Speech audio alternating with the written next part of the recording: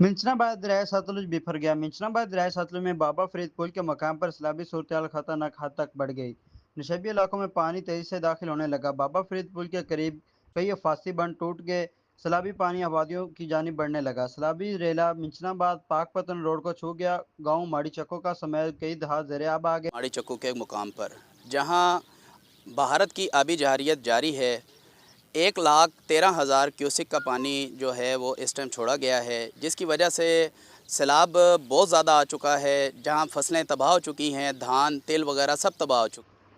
मुतअद्दिद इलाकों का ज़मीनी राब्ता मुनक़ता हो गया। सैकड़ों एकड़ ज़रई अराज़ी ज़ेरे आब आ गई। तिल, धान और चारे की खड़ी फसलें तबाह होने लगी। मज़ीद देहात और फसलों को शदीद खतरा लाहक है। 2023 की तरह इस दफ़ा 2025 में भी हमारे जो फसलें हैं वो तो तबाह हो गई हैं, और हमने अपने घरों को जो बंद बांध कर बचाया हुआ है।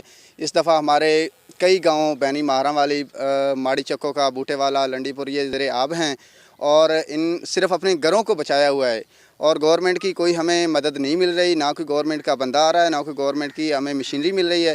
हम अपनी मदद आपके तहत जो काम कर रहे हैं, बंदों को लगाए हुए और अपने ट्रैक्टर वगैरह लगाकर हम काम जो कर रहे हैं और अपने घरों को बचा रहे हैं। सैलाब से मुतासरा खानदानों ने हुकूमत वक्त से मुतालबा किया है कि हमारे लिए कोई इमदादी पैकेज का ऐलान किया जाए। रेस्क्यू 1112 की जानिब से मुतासरा इलाकों से मकीनों के इनखला का अमल जारी है। ज़िली व तहसील इंतजामिया ने मुमकिन बड़े रेले के पेश नज़र हाई अलर्ट जारी कर दिया। कैमरा टीम के साथ मोहम्मद राशिद रुडी, इंचनाबाद।